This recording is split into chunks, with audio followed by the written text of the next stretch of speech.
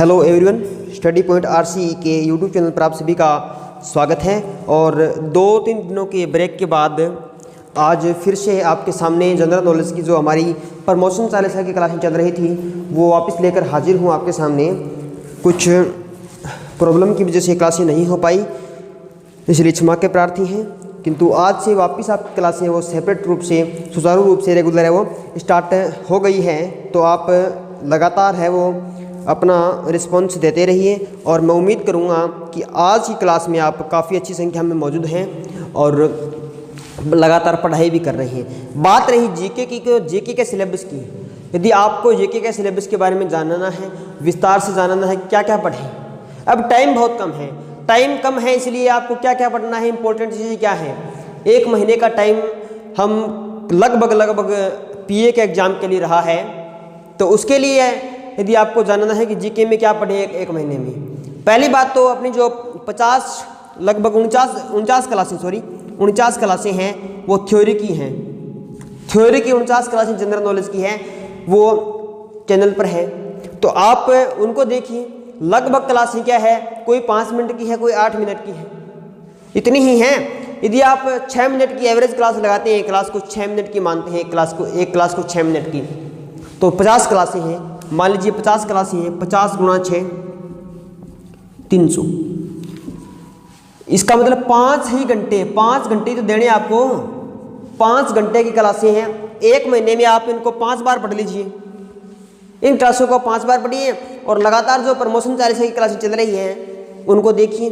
उसके बाद में दिक्कत आती है तो फिर बताइए आप, क्योंकि लगातार जो पीछे के क्वेश्चन है वो थ्योरी की क्लास से आए हुए हैं और प्रमोशन 40 से क्वेश्चन आपके आने की संभावना बहुत ज़्यादा है।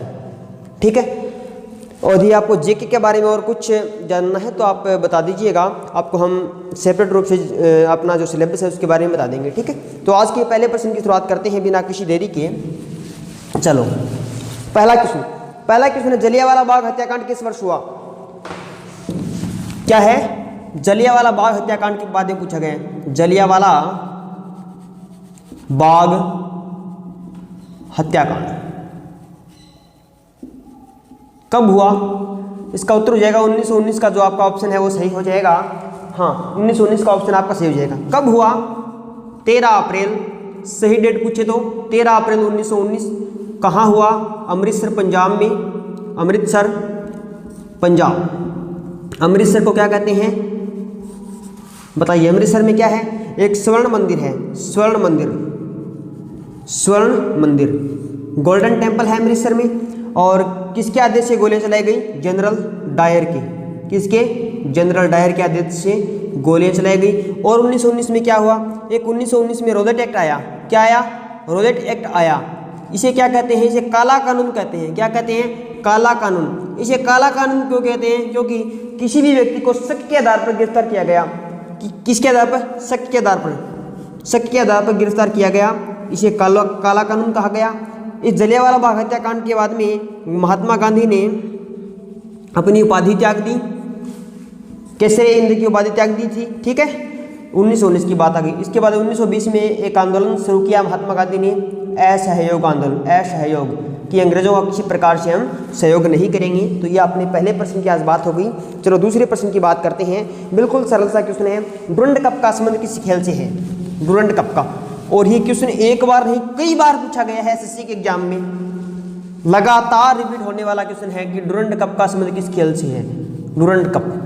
तो दोस्तों डुरंड कप का संबंध है वो फुटबॉल से है। किससे है? फुटबॉल से। अब प्रश्न आ सकता है कि फुटबॉल के खेल, इसका उत्तर क्या हो जाएगा? फुटबॉल के जो गेम है, फुटबॉल का जो खेल है उसमें कितने खिलाड़ी खेल सकते हैं मैदान पर? एक टीम के 11 खिलाड़ी खेल सकते हैं। इनमें क्या होता है? एक गोलकीपर होता है। क्या होता है दोस्तों? एक गोलकीपर होता है। अब फुटबॉल की बात करें, 2022 का जो फीफा वर्ल्ड कप है, फीफा वर्ल्ड कप किसने जीता? अर्जेंटीना ने जीता। किसने जीता? अर्जेंटीना ने जीता। ठीक है, उपविजेता कौन रहा? उपविजेता कौन रहा मेरे दोस्तों? उपविजेता फ्रांस रहा। उपविजेता कौन रहा? उपविजेता फ्रांस रहा, विजेता अर्जेंटीना रहा। और ये कहाँ हुआ था? कतर में हुआ था। कतर में कहाँ? कतर की राजधानी दोहा में फीफा वर्ल्ड कप 2022 हुआ था। चलो तीसरे प्रश्न की बात करते हैं। बिस्मिल्लाह खां, बिस्मिल्लाह खां का संबंध किससे है? अब एक तरफ तो जो दिए गए हैं कि किस वाद्य यंत्र से है, बिस्मिल्लाह खां कौन सा वाद्य यंत्र का उपयोग करते थे इसके बारे में है। बिस्मिल्लाह खां का संबंध किससे है? बिस्मिल्लाह खां का संबंध किससे है? इसका उत्तर हो जाएगा मेरे दोस्तों शहनाई वादक। बिस्मिल्लाह खां क्या थे? शहनाई वादक थे। उसके बाद में है, देखिए आप बताइए पंडित रविशंकर का संबंध किससे है? पंडित रविशंकर का संबंध किससे है? ठीक है। उसके बाद में आप बताइए जाकिर हुसैन का संबंध किससे है? जाकिर हुसैन का इंपॉर्टेंट आपके लिए लेकर आए हैं। उसके बाद में हरिप्रसाद चौरसिया, हरिप्रसाद चौरसिया, ठीक है। एक और है उसके बाद में पंडित शिव कुमार, रविशंकर के बारे में देख लिया। आप बताइए पंडित शिव कुमार शर्मा, पंडित शिव कुमार शर्मा का संबंध किससे है? ठीक है। देखिए पंडित रविशंकर का संबंध है वो किससे है? सितार से। ये क्या थे? ये सितार वादक थे। अब आप कमेंट करके बताइए जाकिर हुसैन का संबंध किससे है? किसका? जाकिर हुसैन का आप बताइए। उसके बाद में दो और दिए नहीं ये तो, हाँ, हरिप्रसाद चौरसिया का संबंध किससे हो जाएगा? इनका संबंध हो जाएगा बांसुरी वादक से। और पंडित शिव कुमार शर्मा का संबंध है वो संतूर से। इनका संबंध किससे है? इनका है बांसुरी से। ये बांसुरी वादक थे। और ये क्या थे? ये संतूर वादक थे। क्या थे? ये संतूर वादक। सितार वादक पंडित रविशंकर और पंडित शिव कुमार शर्मा, संतूर वादक हरिप्रसाद चौरसिया, बांसुरी वादक। ये आप बताइए, कमेंट करके जल्दी बताइए आप। अगले प्रश्न की बात करते हैं, चौथे प्रश्न की। ठीक है। रणजी ट्रॉफी, और आपको बता दूं कि जाकिर हुसैन का संबंध किससे? जाकिर हुसैन का है तबला वादक। ये प्रश्न आपको याद रखना है, इंपॉर्टेंट क्वेश्चन रहेगा, वेरी इंपॉर्टेंट रहेगा। चौथे क्वेश्चन की बात करते हैं, रणजी ट्रॉफी का संबंध किस खेल से? देखिए अब की बार यदि आपका रिस्पॉन्स फॉर्मेशन चालीसा में ठीक रहा, आज ट्यूसडे हो चुका है, तो वेडनेसडे और थर्सडे, फ्राइडे, सैटरडे लगभग 4-5 दिन यदि आपका रिस्पॉन्स प्रमोशन चालीसा में ठीक रहा, तो आपके लिए संडे को जो क्लास होगी वो खेल और उससे संबंधित ट्रॉफियों की होगी कि फुटबॉल से संबंधित ट्रॉफियाँ कौन सी है, हॉकी से संबंधित ट्रॉफियाँ कौन सी है, क्रिकेट से संबंधित ट्रॉफियाँ कौन सी है, बैडमिंटन से संबंधित ट्रॉफियाँ कौन सी है, टेनिस है उससे संबंधित ग्रैंड स्लैम है वो कौन सी है। इंपॉर्टेंट क्वेश्चन रहते हैं, एक क्वेश्चन जरूर आता है।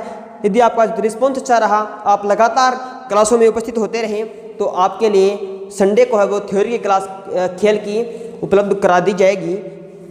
चौथे प्रश्न की बात करते हैं, रणजी ट्रॉफी का संबंध किससे है? रणजी ट्रॉफी, रणजी ट्रॉफी का संबंध, तो रणजी ट्रॉफी का संबंध सभी को पता है कि क्रिकेट से है।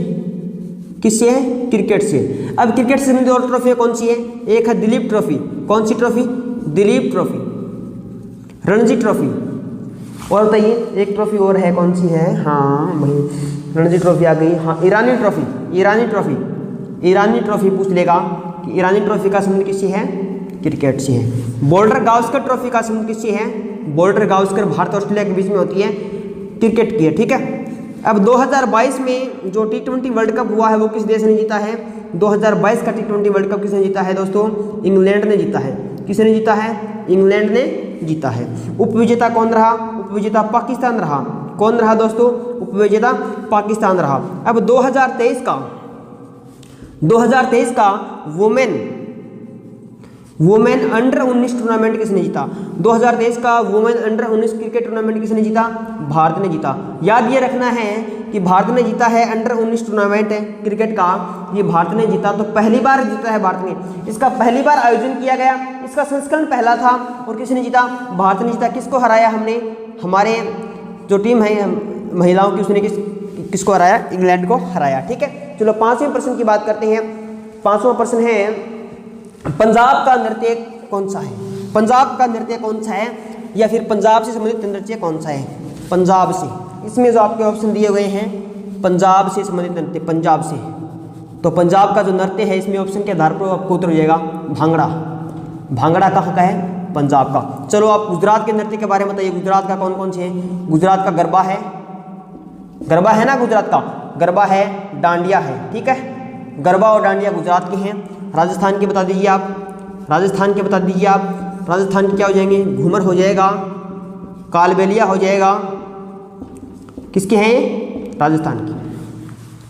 बिहू किसका है? बिहू, बिहू है असम। सत्रिया, सत्रिया पूछ ले, सत्रिया का संबंध भी असम से है। और पूछ ले तमाशा, तमाशा कहाँ का है? तमाशा तो महाराष्ट्र में होता है। तमाशा तो कहाँ होता है? तमाशा तो महाराष्ट्र में होता है, तो महाराष्ट्र का क्या हो जाएगा? तमाशा हो जाएगा। और कुछ दिया हुआ है क्या? और नहीं है। चलो छठा प्रश्न, छठा प्रश्न जो पीछे जो संडे की क्लास थी, मधुबनी नृत्य का संबंध किससे है? मधुबनी चित्रशैली, सॉरी मधुबनी चित्रशैली, मधुबनी चित्रशैली के बारे में पूछा गया है। मधुबनी चित्रशैली, संडे की क्लास को आप देख लीजिए, जो पीछे हुई थी थ्योरी की क्लास है, उसको देखना है। हालांकि एक पूछा जाता है पोस्टल एग्जाम से, मधुबनी के बारे में जो लगातार पूछते हैं। तो मधुबनी किसकी चित्रशैली है? इसका संबंध किससे है? इसका संबंध है बिहार से। चलो और बात करते हैं, काली घाट पूछ ले, काली घाट चित्रशैली का संबंध किससे है? एक काली घाट हो गई। एक पूछ ले कलमकारी, कलमकारी, कलमकारी का संबंध किससे है? काली घाट, कलमकारी। कांगड़ा, कांगड़ा का संबंध किससे है? कांगड़ा का संबंध है हिमाचल प्रदेश से। कलमकारी का संबंध है आंध्र प्रदेश से। किससे है? आंध्र प्रदेश से। काली घाट का संबंध किससे है? कलकत्ता, कलकत्ता मतलब वेस्ट बंगाल से है। और क्या है? गोंड, गोंड चित्रशैली का संबंध किससे है? गोंड चित्रशैली का संबंध एमपी मध्य प्रदेश से है। थांगड़ा का संबंध किससे है? थांगड़ा चित्रशैली, थांगड़ा चित्रशैली किसकी है? सिक्किम की है। थांगड़ा चित्रशैली किसकी है? सिक्किम की है। पूछ ले फड़ चित्रशैली किसकी है? फड़ चित्रशैली है वो राजस्थान की है। किसकी है? राजस्थान की है दोस्तों। ठीक है, इसको उतारिए। सातवें प्रश्न की ओर बढ़ते हैं। किस शहर में दोपहर में सूर्य की किरणें सीधी नहीं पड़ती? अब ऑप्शन दिए हुए हैं ना, उनके आधार पर बताना है कि किस शहर में सूर्य की किरणें सीधी नहीं पड़ती। सातवां प्रश्न थोड़ा सा पेचीदा प्रश्न रहेगा। किस शहर में सूर्य किरणें सीधी नहीं पड़ती? सीधी नहीं पड़ती। ठीक है, अब इसमें ऑप्शन क्या क्या दिए गए देखो। इसमें ऑप्शन के आधार पर उत्तर हो जाएगा नई दिल्ली। उत्तर क्या हो जाएगा इसका? नई दिल्ली। अब नई दिल्ली ही उत्तर क्यों हुआ? देखिए ये पृथ्वी है मान लीजिए, ठीक है, ये इस तरीके से पृथ्वी लगभग चपटाकार है। अब ये है 0 डिग्री, क्या है? 0 डिग्री है भूमध्य रेखा। ये ऊपर है 23.5 डिग्री 30 डिग्री 30 मिनट, इसको क्या कहते हैं? इसको कहते हैं कर्क रेखा। और नीचे जो 23.5 डिग्री होगा 23 डिग्री 30 मिनट क्या होगा? ये होती है मकर रेखा। सूर्य इन तीनों के बीच में रहता है, या सूर्य यहाँ आएगा या यहाँ आएगा या यहाँ आएगा। ठीक है, अब 21 जून को यहाँ आता है, सभी को पता है, एक बार बता देंगे। ठीक है, तो इसका मतलब जब सूर्य यहाँ रहता है इसके बीच में, तो सूर्य की किरण सीधी यहीं पर पड़ेगी ना। अब 23 डिग्री 30 मिनट है वो भारत के बिल्कुल बीचों बीच से गुजरती है। ये कहाँ से गुजरती है? बीचों बीच से गुजरती है। ठीक है, अब ये बीचों बीच से गुजरती है बिल्कुल भारत की। इतनी समझ में आ गई ना कि 23 डिग्री 30 मिनट कर्क रेखा है, भारत के बीच से गुजरती है। ठीक है, अब यहाँ पर मान लीजिए भारत है और ये यहाँ से गुजरती है, ऊपर वाला भारत रह गया। जब भारत के कर्क रेखा से नीचे जितने शहर है ना, कर्क रेखा से नीचे, वहाँ पर तो पड़ेगी सीधी, और कर्क रेखा से ऊपर है ना, वहाँ पर पड़ेगी तिरछी। तो किस शहर में सूर्य की किरणें सीधी नहीं पड़ती? तो दिल्ली तो कर्क रेखा से काफ़ी ऊपर है, इसलिए क्या पड़ेगी यहाँ पर? सीधी नहीं पड़ेगी, तिरछी पड़ेगी किरणें। ठीक है, अब देखिए कर्क रेखा भारत के कितने राज्यों से गुजरती है? कर्क रेखा है ना, कर्क रेखा की बात करें तो कर्क रेखा है वो भारत के 8 राज्यों से गुजरती है। कितने से? 8 से। कहाँ कहाँ से? गुजरात से गुजरती है दोस्तों, राजस्थान से गुजरती है, मध्य प्रदेश से गुजरती है। ठीक है, उसके बाद में छत्तीसगढ़ से गुजरती है, झारखंड से गुजरती है, और पश्चिम बंगाल से गुजरती है। 1 2 3 4 5 6 पश्चिम बंगाल। उसके बाद में त्रिपुरा से गुजरती है। कहाँ से? त्रिपुरा। और फिर गुजरती है मिजोरम से। कहाँ से गुजरती है? मिजोरम से। ठीक है, इन 8 राज्यों से गुजरती है, 8 राज्यों से गुजरती है। कौन सी रेखा? कर्क रेखा। ठीक है, ये याद रखना है। गुजरात से, राजस्थान से, एमपी, छत्तीसगढ़, झारखंड, वेस्ट बंगाल और त्रिपुरा मिजोरम से कर्क रेखा है वो भारत के 8 राज्यों से गुजरती है। चलो बात करते हैं 8वें क्वेश्चन की। 8वां क्वेश्चन क्या दिया गया है हमारा? 8वां क्वेश्चन 8वां है कि स्वतंत्रता बाद पहले राष्ट्रपति कौन थे?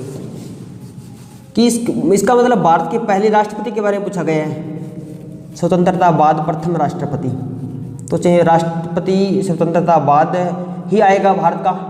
तो कौन थे? डॉक्टर राजेंद्र प्रसाद। कौन थे? डॉक्टर राजेंद्र प्रसाद। ये भारत के मनोनीत राष्ट्रपति भी रहे, क्या रहे, मनोनीत रहे और निर्वाचित भी रहे। क्या रहे, मनोनीत राष्ट्रपति भी रहे, निर्वाचित रहे। सर्वाधिक कार्यकाल वाले राष्ट्रपति कौन थे, डॉक्टर राजेंद्र प्रसाद। सर्वाधिक कार्यकाल भी किनका रहा, डॉक्टर राजेंद्र प्रसाद का रहा। ठीक है, ये तो भारत के प्रथम राष्ट्रपति। पूछ ले प्रथम महिला राष्ट्रपति, महिला फर्स्ट कौन थी, प्रतिभा देवी सिंह पाटिल। कौन थी, प्रतिभा देवी सिंह पाटिल। दूसरी महिला कौन है, वर्तमान में जो है द्रौपदी मुर्मू दूसरी महिला राष्ट्रपति है। पहली महिला प्रतिभा देवी सिंह पाटिल, दूसरी महिला द्रौपदी मुर्मू। पहली एसटी महिला द्रौपदी मुर्मू हो जाएगी। ठीक है, चलो आगे बात करते हैं। कुछ रह गया क्या, और तो नहीं रहा। हाँ, एक प्रश्न पूछ सकते हैं कि प्रथम महिला राज्यपाल, किसी भी राज्य की प्रथम महिला राज्यपाल, प्रथम महिला राज्यपाल, भारत में प्रथम महिला राज्यपाल किसी भी राज्य की हो जाएगी। ठीक है, कौन थी, सरोजिनी नायडू। कौन थी, सरोजिनी नायडू। कल जो पोल के माध्यम से ग्रुप में प्रश्नोत्तरी कराई गई थी, उसमें पूछा था कि प्रथम महिला मुख्यमंत्री, प्रथम महिला मुख्यमंत्री पूछा ना किसी भी राज्य की, कौन थी, सुचिता कृपलानी। सुचिता कृपलानी। और प्रथम महिला राज्यपाल क्या हो जाएगी, सरोजिनी नायडू हो जाएगी। ठीक है, चलो बात करते हैं 9वें क्वेश्चन की। महात्मा गांधी द्वारा स्थापित साबरमती आश्रम कहाँ है।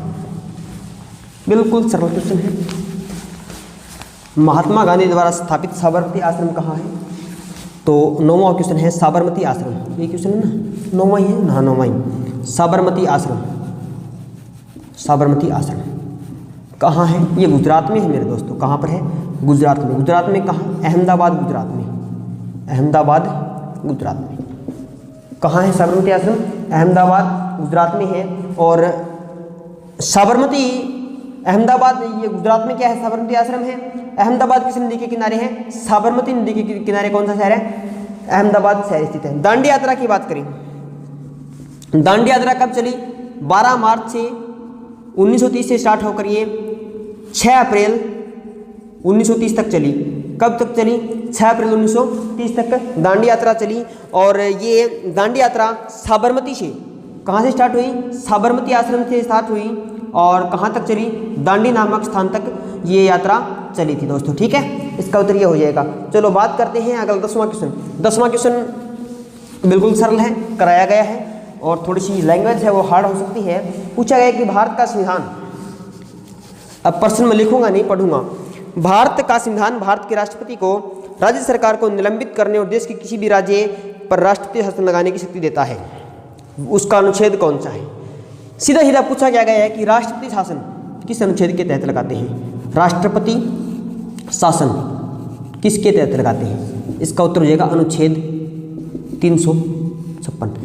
सीधा सीधा क्वेश्चन तो ये है कि राष्ट्रपति शासन किसके तहत लगाते हैं, 356 के तहत राष्ट्रपति शासन लगाते हैं। कहाँ पर लगाते हैं, किसी राज्य का संवैधानिक तंत्र वो विफल हो जाए, राज्य को संभाल न सके। ठीक है, अब देखो इसके बाद में क्या क्या हो गया। एक अनुच्छेद आता है 352, एक आता है 356, एक आता है 360। 360 में क्या है, 360 में वित्तीय आपातकाल है। आप मेरे को बताइए 352 में क्या है, वित्तीय आपातकाल किसमें है, वित्तीय आपातकाल के बारे में किसमें जानकारी है, 360 में। 356 में क्या है, राष्ट्रपति शासन, किसके बारे में जानकारी है, राष्ट्रपति शासन की जानकारी किसमें है, राष्ट्रपति की शासन की जानकारी किसमें, 356 में। 352 के बारे में बताइए मेरे को, 352 के बारे में मेरे को बताइए आप, 352 में क्या है, 352 में क्या है बताइए। दिया गया है कि सशस्त्र विद्रोह है या बाह्य आक्रमण के आधार पर देश में क्या लगा सकते हैं, राष्ट्रीय आपात लगा सकते हैं। क्या लगाते हैं, राष्ट्रीय आपातकाल। राष्ट्रीय आपातकाल की जानकारी किसमें है, 352 में है। किसके आधार पर, युद्ध के आधार पर, सशस्त्र विद्रोह के आधार पर, बाह्य आक्रमण के आधार पर क्या है, हम यह लगाते हैं। राष्ट्रीय आपातकाल 352, राष्ट्रपति शासन 356, वित्तीय आपातकाल 360। अनुच्छेद 72 में क्या है, राष्ट्रपति क्षमादान की शक्ति देता है। 123 में क्या है, 123 में अध्यादेश जारी करने की शक्ति है। 61 में क्या है, 61 में महाभियोग है। 61 में क्या है, 61 में महाभियोग है। 72 में क्षमादान की शक्ति, 123 में अध्यादेश जारी करने की शक्ति राष्ट्रपति के पास होती है। 61 में क्या है, महाभियोग के बारे में जानकारी किसमें है, 61 में है। और राष्ट्रपति शासन, हाँ क्या रह गया, इसमें पूछ सकते कि आपातकाल है ना, आपातकाल का जो प्रावधान है हमने किस देश से लिया है, आपातकाल का प्रावधान जर्मनी से लिया गया है। कहाँ से लिया गया है, जर्मनी से आपातकाल का प्रावधान भारतीय संविधान में लिया गया है। थैंक यू दोस्तों, मिलते हैं नेक्स्ट क्लास में, आज के लिए इतना ही।